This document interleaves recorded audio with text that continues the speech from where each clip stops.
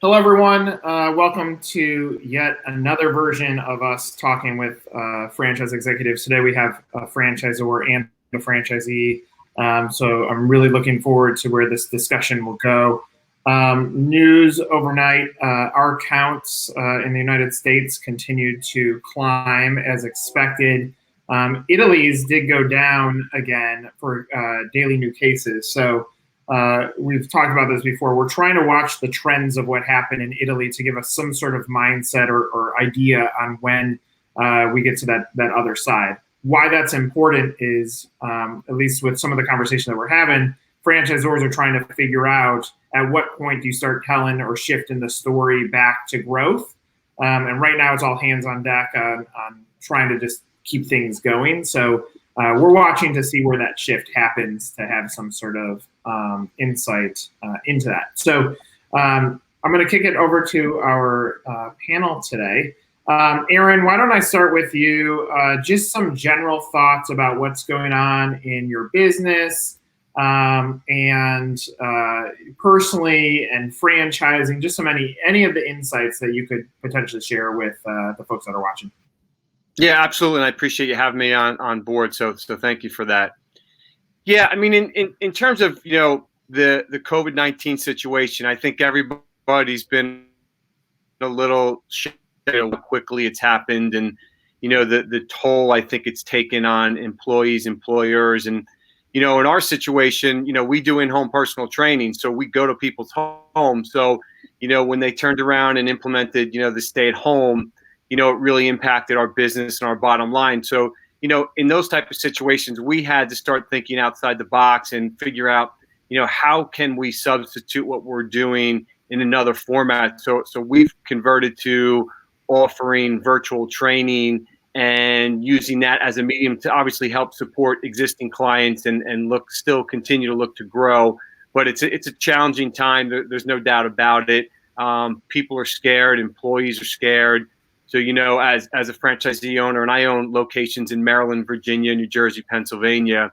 So I've got a pretty broad base of employees. So, for me, it's really about, keeping them up to date on what's happening in each state, but also, it's my duty to lead and help them understand that, this is going to end, and that, there is going to be new opportunities from this, and that, we've got to think outside the box and think about, where we can take this and how we can take advantage of, our situation and what we offer. Because what we do is a great thing, right? We help everybody in terms of overall health, and the situation now when people are under a lot of stress, people are anxious, they don't know where the next check's coming from. The fact that we can, do something virtually from an exercise standpoint, those things have huge impact, and also on the mental capacity. So, we're trying to be creative. We're trying to think outside the box, and we're also, you got to be realistic. You've got to look at how you can cut costs and, control the money going out, because you obviously don't have as much coming in. So, we're constantly looking at different things. I'm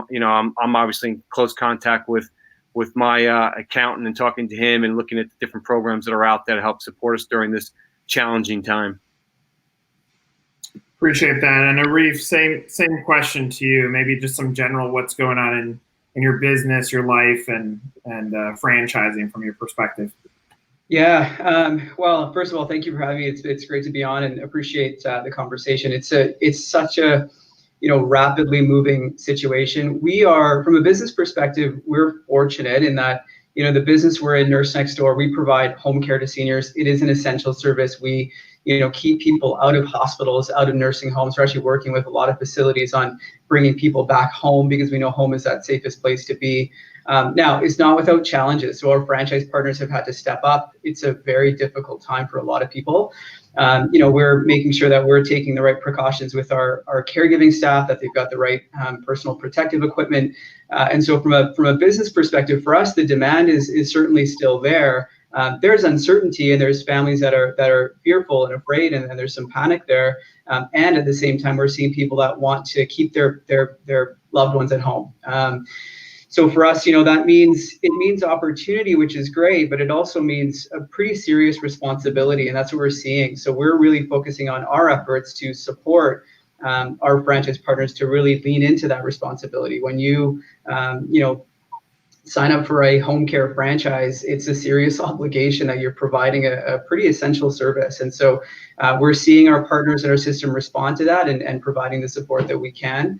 I like, Aaron, what you mentioned is that there is going to be opportunity on the other side of this. And so we're trying to, also focusing on that. Obviously, there's a lot of focus on kind of the day-to-day operations and kind of the crisis situation that everyone is in. And we're seeing how do we make sure that our businesses are strong and successful. And I think we're in a position that we could be even stronger coming out of it as people see the opportunity to stay at home and what that means for our communities.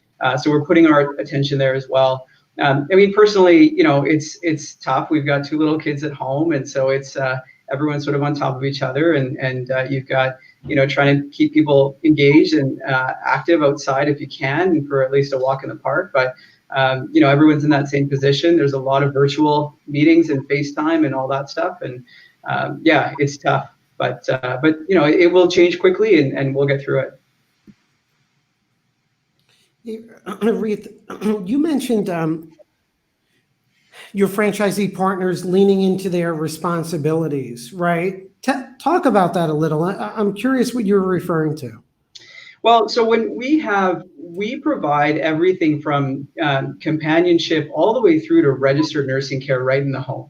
And so our services keep people safe, healthy at home, and they're actually required for the majority of our clients when we look at the services we're providing. And so it's not something that we can just stop providing. We focused on making sure that our partners know the changing situation from a clinical perspective. So we are on calls with our entire system every single day, 7 days a week, with our clinical expertise to make sure that they have the guidance to continue to provide that service. And the guidance from the CDC, from local health authorities, is changing very quickly. And so it's about providing that support so that partners can live into that responsibility. When I say responsibility, I mean, a community responsibility where, we have our average client is, 85 years old. They need help getting groceries. They need help staying at home. And, it's a responsibility that our partners take very seriously.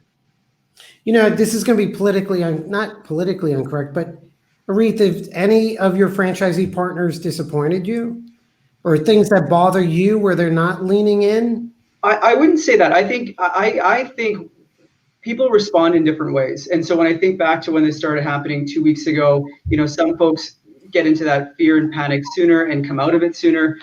Some folks take a little bit more time. And so it's been about providing that support directly to the partner to make sure that they have what they need to get through it. And people are going to respond in different ways, and I think that's how we see it, is that there are folks that respond more quickly and can get through it and can see the opportunity, and there's folks that need a little bit more support, and that's what a franchisor is there for. Aaron, I would love your perspective on sitting in the franchisee seat and trying to get support during this time. Does this create purpose and value, realizing that that you're a part of a system, or what is your sense that is happening from a support structure, and why you got into franchising in the first place? Yeah, I mean, the main reason I got into franchising, so I've owned several businesses. I still own a couple other businesses, but it's the systems, right? It's the operations. They're already done for you, so you don't have to come up with it. You don't have to figure it out for yourself. So from that standpoint, to have those things in place, it just makes it easier to get up and get running, right? So your ramp up time is a lot quicker, and then you're able to pull from all the resources of all the different franchises. So if one franchise is doing something in, say for example, Texas, then I might be able to use that idea in Pennsylvania. So it's a really great opportunity for everybody to pull together and learn from each other and learn from each other's experiences. And again, when you have that many people together doing the same thing, the learning curve is a lot shorter. And I think that helps everybody move forward. And in a situation like this, right, corporate's responsibility is about, giving us the information, helping us navigate what's going on. But you've also got this whole team of franchises out there that you can all talk to and work through. And, some franchises, are doing better than others. Some are, really new and they just opened up and they're really nervous. So, they're going to want to lean on franchises that have been around a while and help them understand, what should we be doing? How do we handle this? How do we handle this with employees? So for me, it's really about the support system and the operations really makes a big difference. And that's to me, that was the biggest appeal from a franchise standpoint.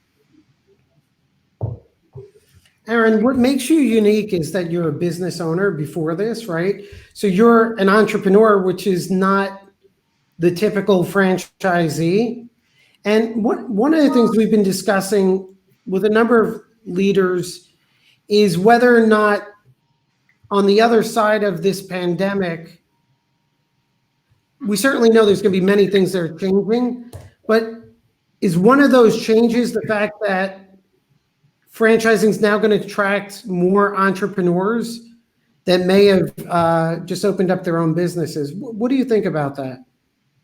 It's actually a great question. I mean, obviously, from my standpoint, the reason I leaned into it is because of the fact that, it has those operations, those policies, procedures, it's all in place. So, yeah, I think in a situation like this where, everybody's unsure in terms of, where we're going to be in terms of small business, what's the final outcome. And I think the thing that people are failing to realize is that I don't think it's going to be right when we come out of it. I think it's going to be 6 months after we come out of it, right? Because that's going to be the challenge. It's not the initial, okay, we're up and running. It's, you got to ramp up again. And it's the businesses or the franchises have the ability to help you ramp up quicker. The independent, the mom and pop may not have that support or know how to ramp up when they've had this almost, in essence, start over, right? So I think, that's where, I think people will lean into it. Arif, I'm curious on your side from a labor standpoint. Aaron, I agree that we're looking at short-term, how do we weather the storm to get to the other side with as much cash as possible so that we can preserve our businesses. And then the midterm could be that 6-month run of what does that look like. Arif, I'm curious because for the category that you're in, the labor market has been super tight that it's really hard to get people in. Do you see that as opportunity on the other side of this, that it could change? Obviously, home healthcare is still a high demand thing, so maybe it doesn't shift that much. But in what ways do you see those next 6 months impacting your business, both positively and maybe from a challenge standpoint? Well, I think in terms of the labor market piece, I think you're right. Home care has been an industry that the focus has been on finding the right people and getting enough people into the business. For us, what doesn't change is getting the right people. And so although, there is an opportunity and that more people are looking for work, they still need to be qualified. They still need to have the experience. They need to have the right skill set. And so those are things that we're looking for. Now, with that said, a lot of our focus right now, in fact, of helping our partners is preparing for that support for the filling that demand. And so recruiting campaigns, hiring strategies, that's actually amplified right now. And we're seeing actually more and more people, apply as obviously things have been shifting so much. But again, I think what'll be interesting will be to see, the folks that are applying, do they have the skill set? Do they have the experiences that we need? Are the qualifications there? I think it ties in a little bit to what we'll probably see over the medium term. I've been at Nurse Next Door for 15 years, so I've seen that sort of cyclical nature of franchising. And whenever you go through, some sort of downturn, franchising typically does, to a certain extent, benefit from that as people are looking for those opportunities. They're looking for taking a hold of their own futures. Typically, what I've seen is they've started with businesses that are sort of recession resilient, right? That they can see would come out of this with faster ramp up or have that opportunity. And so we're in that position. But again, like the employment side, we've still got to find the right people. What we've learned through the last few weeks here is that it is just so important that we're bringing on franchise partners that are not in it for just the financial side, but are in it because they want to make that impact and they take the responsibility of a home care business very seriously, because it's in times like these you're reminded of why you look for that. And so while our demand right now hasn't changed in terms of interest in our franchise opportunity, I think in the near term, right, there's going to be financial and capital restraints and things like that, but the demand hasn't changed. What will be interesting will be to make sure that we are still finding people that, yes, they see the value and the resilience of the business opportunity, but they're in it for more than that. And I think it's going to be the same for many franchisors, is making sure that there'll probably be in the medium to long term here an opportunity for franchisors, but it's going to be critical that they make sure they're still bringing in the right people. Arif, Aaron, I'm curious to hear what your thoughts are from both of you. The one thing that keeps striking me is the thought process that post-pandemic, every business is going to change. And it's going to change in ways that we can't anticipate right now, which also means there'll be great opportunity also. So, Arif, starting with you from a franchisor perspective, and then Aaron from a franchisee and business owner, what are your thoughts on what's going to be the big seismic change or the little changes that make a big difference in your world as a franchisor in terms of franchise development and growth of your system? Well, I mean, I think you touched on it really well in the sense that nobody really knows how things will look different. I think we all have our, hypotheses of how our businesses might change or look different, or how the market might change or look different. Nobody really knows. And so what I think, franchisors that will, and franchisees for that matter, that will win are the ones that are able to pivot quickly, that can be nimble, that can change and adapt. And that's where we've been focusing our energies, right? We operate in 200 locations across 3 countries. It's about taking that collective knowledge of our system and making sure that we're pivoting where we need to and maintaining our core business where we also need to. We know, for us at least, that again, the home is that safest place to be. So our core business is keeping people at home, which I think is supported through this.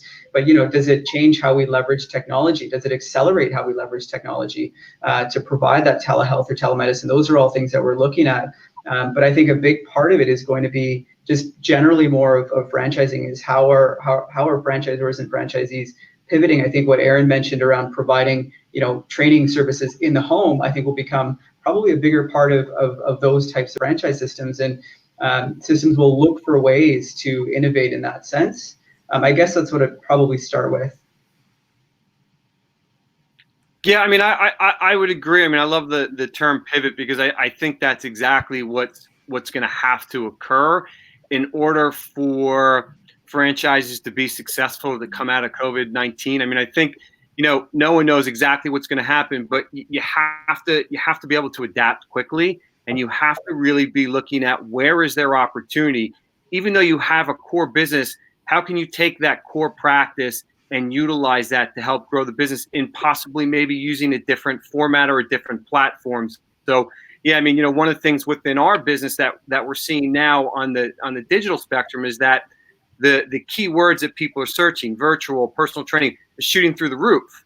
So when you're looking at data, that's telling us in our industry, for example, is that, when this all settles, there's going to be a real rush for people looking at those services, because there's demand right now from an interest standpoint, not to, I should say, take action, but they're looking at that. So, for us as a franchisee, we want to take advantage of that. So, one of the things that we do, again, we're able to talk collectively, but we don't want to stop marketing, right? We don't want to stop talking about what we do and how we do it, and let people know that we are out there, that when the time is ready, we're there to support them, to help them. So it's really important that, I think at the end of the day, that you are ready to adapt, but use all your resources, and that is using all the franchises out there and their ideas, because there's a lot of smart people that have some great ideas. But if we collectively work together, I think there's a lot of new things that can come out of what's happening.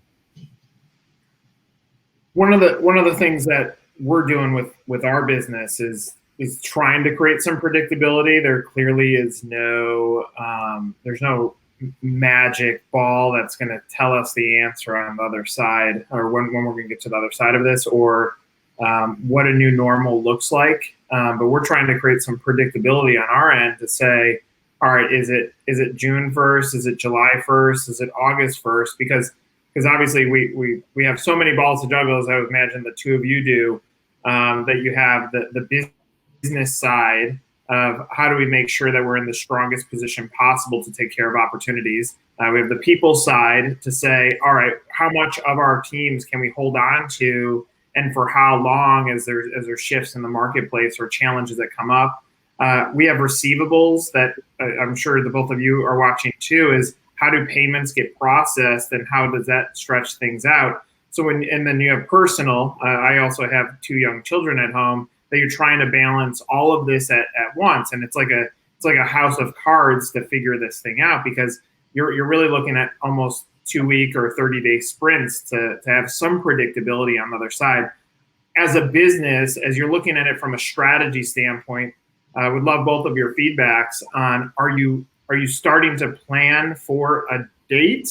Are you planning in sprints? How are you looking at it from maybe the financial and balance side too? I'll jump in first if that's okay. From the financial standpoint, I mean, we're working with our vendors and looking at how they can help us in terms of, because revenue's down, if they can help with deferment of payments. So, we're looking at that. All the franchise within, the GYMGUYZ organization is doing that. So we're trying to develop and work with the partnerships that we have with the vendors. In terms of time frame, I mean, we're thinking, again, it's like you said, you don't have a crystal ball, but yeah, I mean, we're looking at 30-day sprints right now, because if you get too far ahead of yourself, I think you're going to get yourself in trouble, because with everything being so unpredictable and not really knowing how everyone's going to come out of this, we're looking at in terms of, what are we going to do the next 30 days? How are we going to plan with our staff? How are we going to plan financially? How are we going to work with our vendors? How are we going to market over the next 30 days? So we're doing it in really small increments. And I always look at it as, small steps and use that to create small victories, but also as a way to sort of gauge what's going on. Because I feel like if we plan too far in advance and all of a sudden, it turns around and, something unexpected happens and we're what we want to do and what we want to spend, but then we can't do it, it puts us in a really bad situation. So I'm big on doing small steps, and, we're really looking at a 30-day window is how we're looking at it. Yeah, I mean, I would agree. We're looking at it pretty near term, and obviously we have our sights set on what does this look like over the longer term. But yeah, there's no crystal ball. I think the thing we're seeing and learning is that it's changing so rapidly, and it's changing, within communities even. And so when Nick, you mentioned Italy and Spain at the outset of this call, and so I think everyone's trying to see where are other markets, countries at, and how does that, reflect on the markets that we're in. But even within Canada and the US, it looks different. Within different communities, it looks different. And so I think the same comment I made around, how are we reacting on a more macro level, pivoting is important, right? Being able to be nimble during this period is probably where we're focusing our energy. Our cadence of communication with our franchise partners, that frequency has certainly increased over this period of time. As I mentioned, it's the same internally, right? I mean, it's around the clock right now. There's sort of this, a lot of people don't know what day it is because you're kind of constantly looking at the business and personal. It's all kind of blending together. But I think that's what's required to get through this and out of it and make sure that we're stronger on the other side.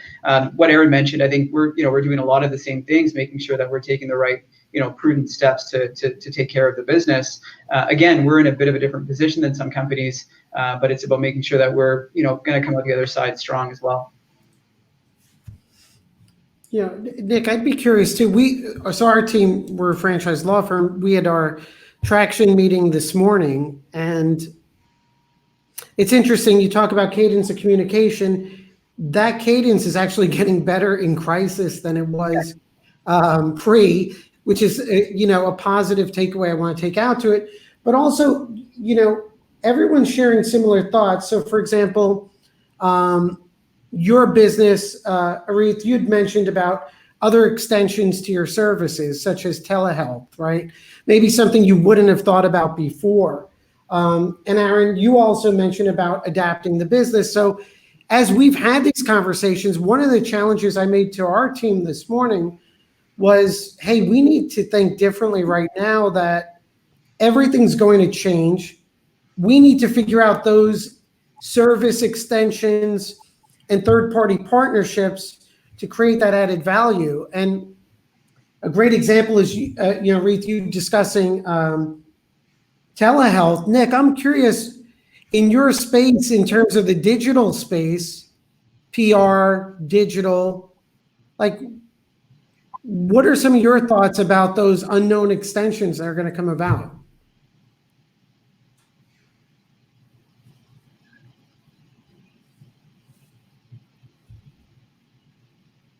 Nick?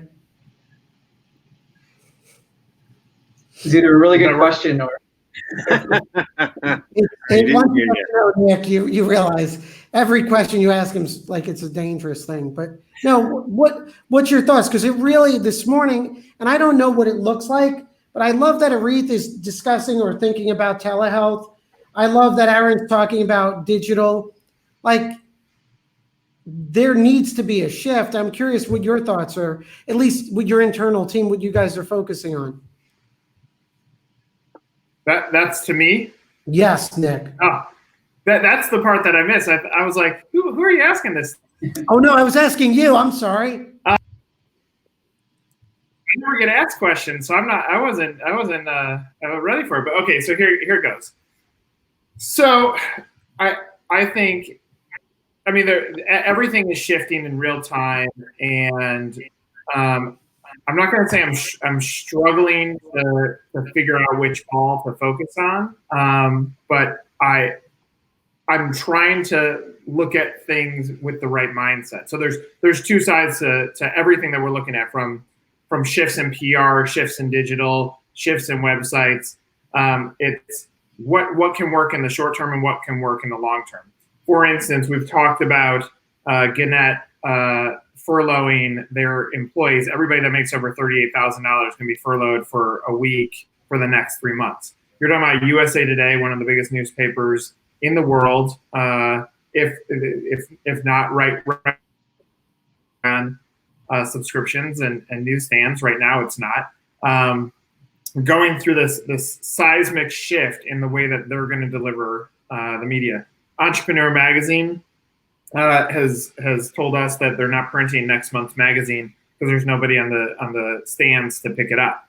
All right, so this is going to force a shift in the way that we do storytelling. That some of the owned channels are going to go front and center, and that therefore, when you're in control of the way you're delivering the story, you're going to be able to tell the things that you think are relevant back to humans. My belief is nobody is ready for the big shift that's about to happen from communication channels. Nobody is at a point where they're thinking about how do we tell stories in real time. Nobody is saying, I'm supporting my franchisees right now. I should be doing these type of conversations with them to lay the shift is happening. So my two comments on this is, I think through traction, we do traction too. Charles, as you were talking, I'm like, I think it's a mistake to think through Q2. I almost want to just like erase Q2 and write Q3, because Q2 is going to be rocks and goals that are in real time. And I don't necessarily want to write down a rock that I want to own this quarter, because I want to own each day in the biggest way. And then secondly, if I start thinking in what does Q3 look like based on the data that we can see, then at least I'm stretching things out to be really prepared to do something different. I do believe that this has forced so many brands to accomplish things in such a faster way than they have before. But at the same time, so many brands are looking at their budgets and they're scaling it back to zero. And I think that's going to be a big risk. That means you're looking at Q4 to get that energy going again. So the point of my scattered response is that I can watch politicians, the brightest leaders in our world on television, and not having the answers. And I think going into this with no answers makes it tough. We're all trying to lean on the experiences that we have to have a point of view, but there's going to be a complete shift in the way that PR is done, digital is done, marketing is done, communications is done, goal setting is done. I think everything can be disrupted. We're just waiting to see at what point can we jumpstart those engines, and then depending on when we're allowed to go back to work. Yeah, it's because I keep watching my own decisions and reminding myself that hopefully, and there'll be a point in time in the future for all of us where we're going to look back and say this was a critical time to make important decisions, and I want to fully embrace it. So I even spoke to my team today about booking events for third quarter, right? And my first reaction is, I don't want to do that. We're in capital preservation mode too, like everyone else. I'm like, but is the right decision also to push forward on that other front? Arif, how are you guys? Have you paused on franchise development spending, storytelling? What's your thoughts on? Is it time to accelerate? No, I mean, we continue with our strategy. We want to get the message out of what it is that we do and how our opportunity looks and the great opportunity that it is.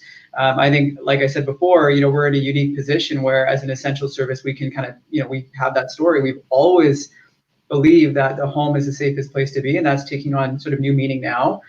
So no, we're not slowing down. We're taking what we're learning through this period and sort of bringing it into the conversation. And so that's, we put out sort of a bit of an article on what we've learned and who we're looking for. So it's not about necessarily increasing franchise sales, but more about getting more and more refined around who's the right fit for this business and telling that story so people know that. That's always been a focus, and I think now more than ever it's important. So we haven't slowed down, we won't slow down. We'll continue to have the conversations, we're continuing to spend. And I think, as businesses, we can't act out of fear. And so Charles, I like that you're thinking about Q3 and beyond, because we need to, our communities need that. We need to be looking at those opportunities and, being prudent, but not acting out of fear. And so we haven't peeled back on our activities, our support. It looks, extremely incredible right now in terms of what we're providing to the franchise partners, our development activities, where I focus my attention, that continues. We're still looking at international markets, and we're actually having great conversations around that.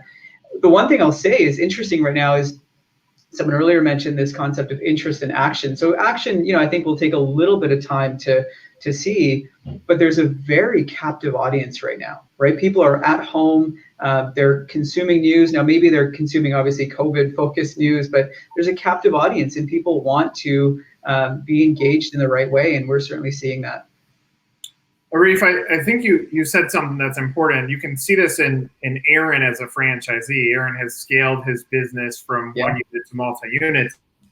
But two quick points on what you just said. One is like the engaged franchisee, who's the right fit for our business. Unfortunately, in franchising, with so much pressures to sell over the last few years when things were great, I'm not sure the industry was as responsible as it needed to be to make sure that they were bringing in the right fits. And what ultimately happens when you bring in the wrong fits, when you're willing to sell to anybody that's financially qualified, not necessarily emotionally and logically the right fit for an organization, when you're willing to sell to anybody, those are the ones that probably struggle the most in a time like this, because you knew it, but you were willing to take that check. So I think my hope is that this helps recalibrate franchise growth, and brands start focusing on right fit first, because that's going to provide a lot of to get this right. So I hope that when we get to that next level, that engaged franchise owner is the one that moves forward. And I think the other insight is just that we do have a captive audience right now. Unfortunately, the industry that we're all in franchising is overwhelming people with webinars. We've changed the terminology of this conversation because we want this to live on the web forever, not as a webinar, but as a conversation that might help someone out there. But it's the same regurgitated information. So it's interesting to watch it as an industry because we know there's a captive audience. We know they're waiting, but nobody understood the art of storytelling. So it's like just throwing whatever you can at human beings and I'm going to get information out there. So I think that's a great insight, because what you said is we put out an article on how we're navigating this thing. That is relevant content to anybody that has any sort of affinity or connection to your brand. So I appreciate those statements.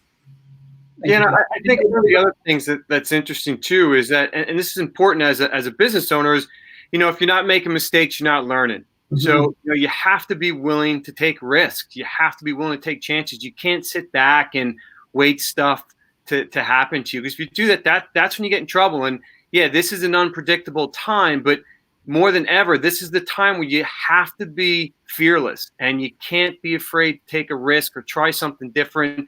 And you know what? You're going to fail at some of the stuff. Some of the stuff is not going to work. But if you're not trying and testing stuff, you're going to run into a lot of issues down the road. So you're better off test, try it, and then move on.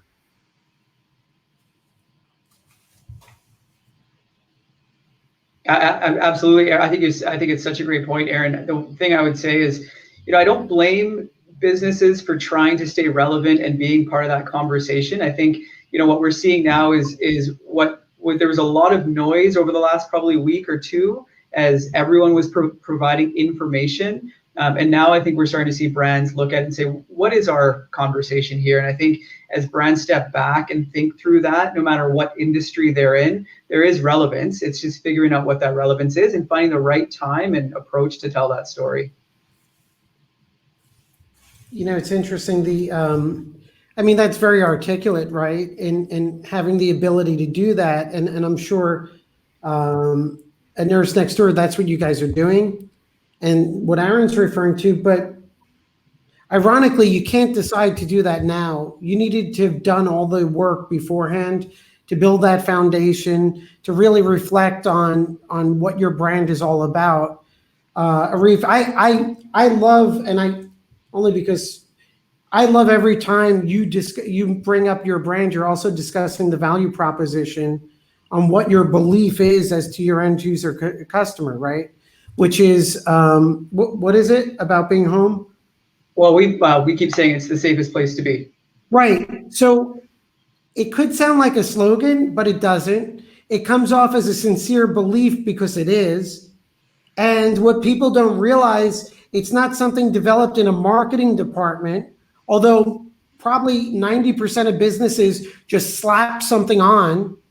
But unless it's lived and really passionate and comes from your team and your core, it'll never sound as sincere as it does coming out of your mouth, right? So that reflects a whole process, whether it's strategic planning, value propositions, and we're seeing this time and again. The business owners and brands that have that core compass have an honest dialogue to communicate. And the ones that don't are going to create that frenetic noise in the marketplace because they just don't know what to do next. And that's where, speaking to both of you gentlemen, and so many other leaders, it blows me away that the poise you exhibit, right? And Aaron was talking about his employees. He's worried about that poise reflects foundational elements that you don't create overnight. And that's some of the biggest takeaways I see in every one of these conversations. Which I guess I was going to get to do you guys follow any strategic planning processes, Aaron? Arif, do you guys go through either whether it's traction or other processes? Yeah, we absolutely do. We do quarterly strategic planning. And the reason being is because things just change. I'm going to give you an example. You might do one type of marketing program or run it some way, and then next year do the same thing and it doesn't work. So you have to constantly be adapting and strategizing in terms of, again, where is there new opportunity? How are we going to approach that new opportunity? What are the costs to invest in that new opportunity? What are the potential upsides of that opportunity? Who are my key players? When I talk about key players, who are my key employees that I can use to help me get there? And how are we going to do that? And then what's the educational component, right? What kind of education, what kind of information do we need in order to be effective? What kind of data do we need to help make educated decisions? Knowing that we're going to get some of this wrong, but the more information we have, the better we'll be at making these decisions.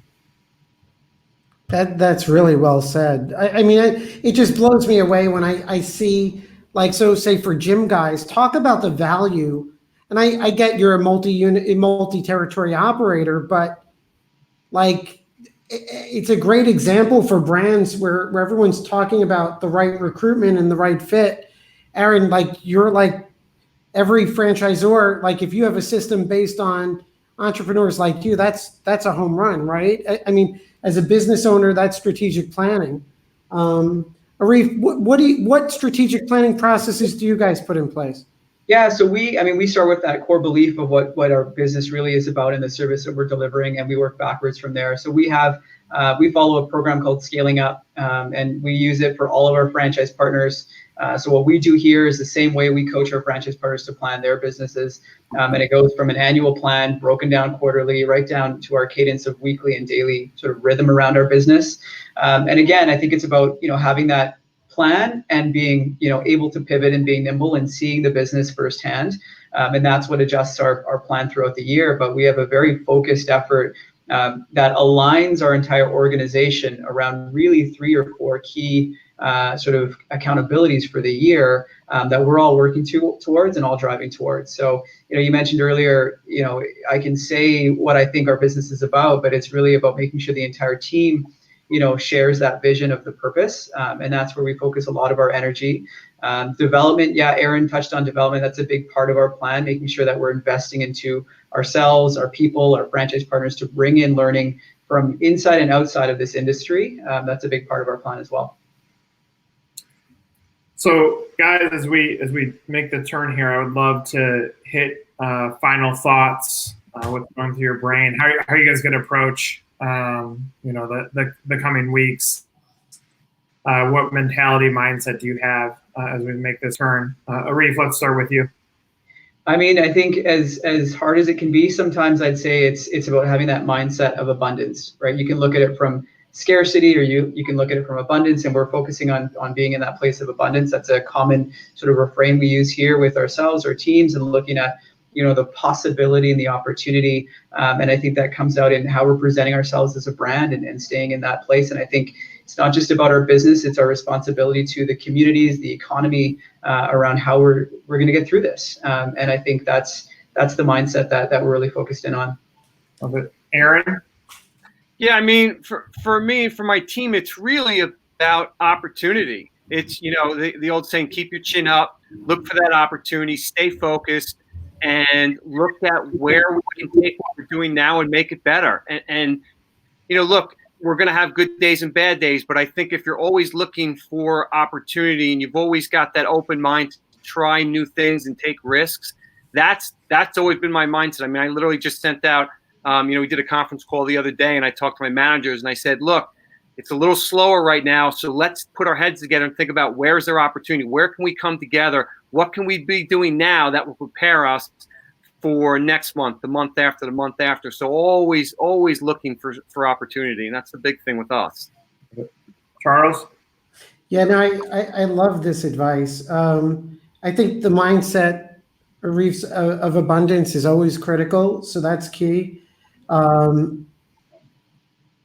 And I think the focus on opportunity, I mean, it sounds so standard, but it reaches to the core.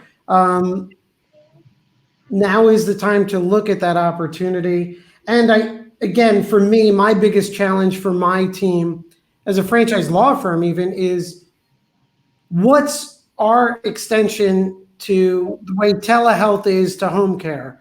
And how do we drive that extra value for our clients? And how do we develop deeper third-party industry connections that are going to benefit our clients? So, I mean, those are the opportunity, I'll call them challenges, or there are opportunities ahead, and that's how I'm focusing.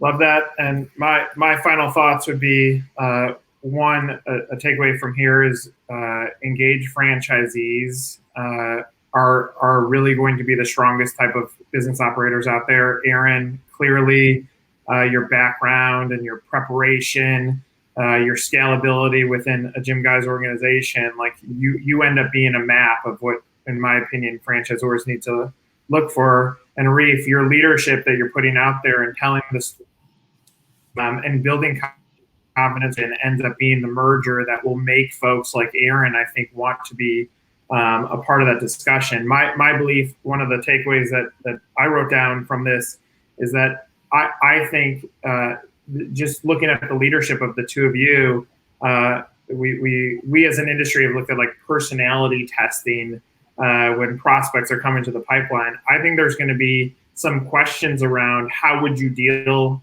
with a situation like COVID-19 as a franchise owner to just see what type of checklists and planning will prospective franchisees want to put into place when we hit some sort of other crisis. The hope is that this is the worst that we'll probably see in our lifetimes. So far, it probably is. But letting franchisees show that they're engaged, that they're willing to take the punches and find survival on the other side of it, could very well show us a few engaged franchisee is going to be.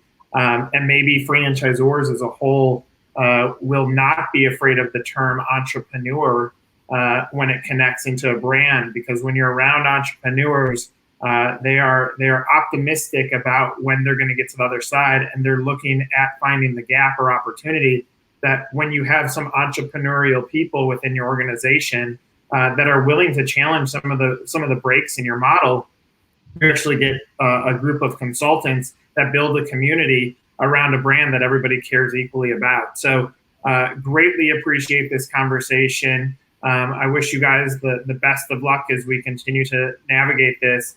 And I look forward to hearing the stories on the other side of how the two of you are thriving. So greatly appreciate you guys. Charles, thanks again for the conversation. But best of luck to everybody. Yep. Thanks. Stay safe, everyone. Take care. Take care.